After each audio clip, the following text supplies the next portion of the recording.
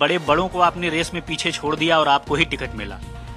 नहीं, ऐसा नहीं है। देखिए, सब बराबर के होते हैं, लेकिन पार्टी किसी एक को मौका देती है। जब आप पार्टी में काम करते हैं तो आप ये नहीं कह सकते कि आप इस दायरे तक काम करेंगे।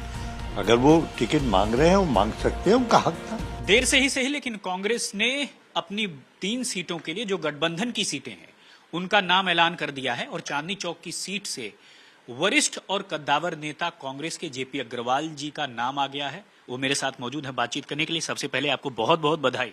थैंक यू, बहुत धन्यवाद। आपकी मुस्कुराहट तो बता रही है, बहुत कुछ कह रही है कि बड़े बड़ों को आपने रेस में पीछे छोड़ दिया और आपको ही टिकट मिला। नहीं, ऐसा नहीं है। देखिए, सब बराबर के होते हैं, लेकिन पार्टी किसी एक को मौका देती है। पार्टी ने मेरे पे भरोसा जताया और मुझे टिकट दिया, मैं उसके लिए उनका आभारी हूँ। लेकिन इससे कोई दूसरा छोटा हो जाए, मैं नहीं मानता ऐसा।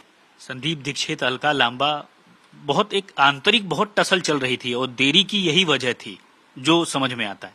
देखिए, सबका हक है। जब आप पार्टी में काम करते हैं तो आप ये नहीं कह सकते कि आप इस दायरे तक काम करेंगे।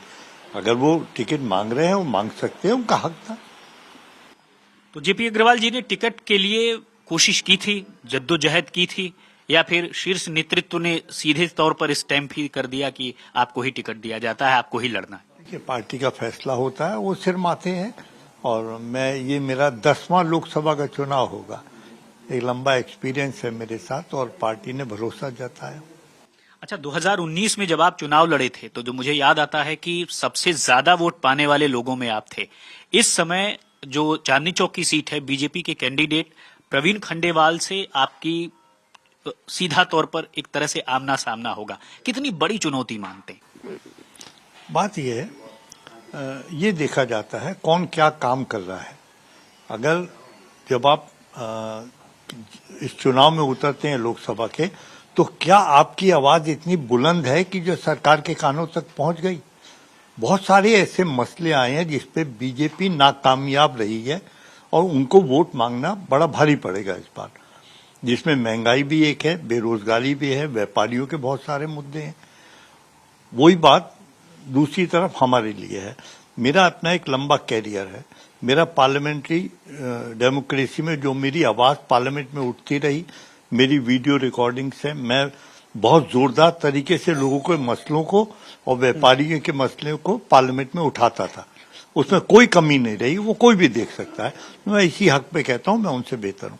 इस बार गठबंधन की सीट पर आप लड़ रहे हैं कि आपको लगता है कि अमूमन जो ये गठबंधन हुआ है इसका सीधे तौर पर फायदा आपको मिलेगा? सर, बात यह आमने सामने की लड़ाई है।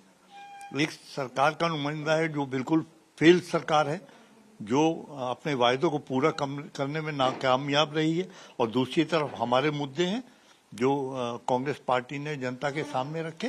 उन मुद्दों के साथ हम जाएंगे और 100% जीतेंगे। चलिए, एक आश्वस्त दिख रहे हैं जीत के लिए। जेपी अग्रवाल जी साफ तौर पर कह रहे हैं कि जो चुनौती होगी उसका सीधे तौर पर सामना करेंगे।